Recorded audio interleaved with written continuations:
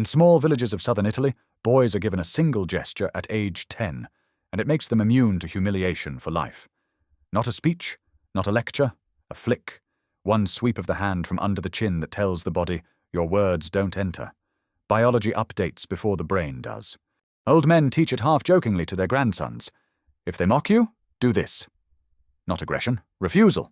And in a place where the most dangerous wound is public loss of face, the chin flick broadcasts indifference to witnesses. To outsiders it looks rude, to locals it's armor, a way of saying, your words don't touch me. The attacker expects a flinch, the crowd expects a scene, the boy gives neither, and the sting dissolves on contact. Anthropologists noticed the pattern. Boys who mastered it didn't spiral into fights. While others flared with anger, these boys shrugged humiliation off in seconds. The ritual trained a reflex. Insult arrives, refusal fires, shame can't settle. Repeat it at 10, repeat it in public, and the nervous system updates. Status stays intact, words stop entering. Humiliation only works when the body accepts it. An insult is just air until the nervous system opens the gate. Acceptance looks like micro-collapse, head dips, breath stalls, eyes drop, shoulders cave. The midbrain reads submission, cortisol floods, and the story of I'm lesser writes itself. Ritualized refusal breaks that spell. A gesture repeated since childhood becomes a preloaded response that fires faster than thought. Habit beats narrative. Insult, ritual, gate stays shut. The body never performs the slump, so the psyche never receives the wound. Do this for years, and you don't cope with insults, you recode them. The scene still happens in public, but inside it's demoted from threat to theater. No spike, no spiral, no fight. Repetition turns refusal into reflex, and reflex beats rhetoric every time. Modern psychology validates what the villagers knew. When a child has a trained automatic response to social threats, their stress system doesn't flare. Heart rate stays steady. Cortisol doesn't spike. The insult doesn't embed. Psychologists call this procedural memory, skills and reactions stored in the body that fire faster than thought. Just like tying shoelaces or catching a ball, the refusal gesture becomes a conditioned reflex. The brain doesn't waste time deciding whether to be hurt. The body already answered. Think about that. Most people spend hours replaying an insult in their head. But a child with this ritual, the body already shut the door before the mind could open it. That's why the ritual works where clever comebacks fail. Language is too slow, but reflexes are instant. Outsiders see rebellion. Insiders see a vaccine. From the outside, it reads as rude, a provocation. But picture being 12, standing in the village square.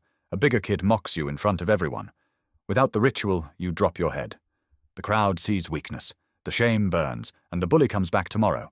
With the ritual, you flick, you refuse, you walk. The crowd sees composure. The bully gets no reward. Tomorrow, he doesn't bother.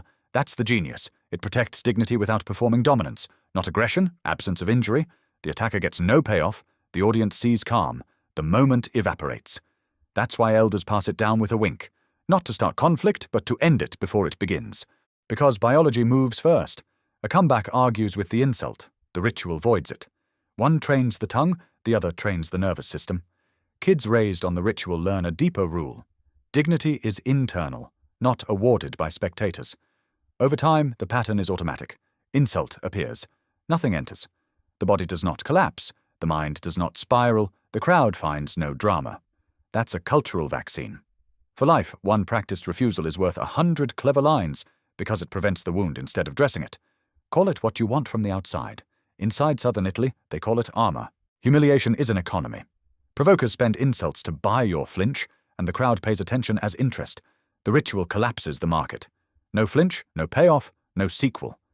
And once you do it once, something changes. The crowd remembers. The bully remembers. Suddenly, you're the kid who can't be baited. And because humiliation is public, so is reputation. That one refusal buys months of peace. Here's the brutal calculus. Without a reflex of refusal, kids pay in fights, detentions, reputational scars. With it, nothing escalates. Biology stays level, face stays intact, and the moment dies. That's why elders guard the ritual. It keeps boys out of needless wars and teaches a deeper law. Dignity cannot be confiscated. You're not raising a comeback artist, you're raising a child whose dignity can't be taken. Outsiders may call it rude. Insiders know it's a vaccine. 1 second of practiced refusal beats 100 clever lines because biology moves first. If this reframed something for you, subscribe to Parent Psyche. Here we install nervous system tools that make kids calm under pressure, resilience by design, not by luck. Drop a comment with the moment you wish your child had this reflex, and we'll build the next ritual together.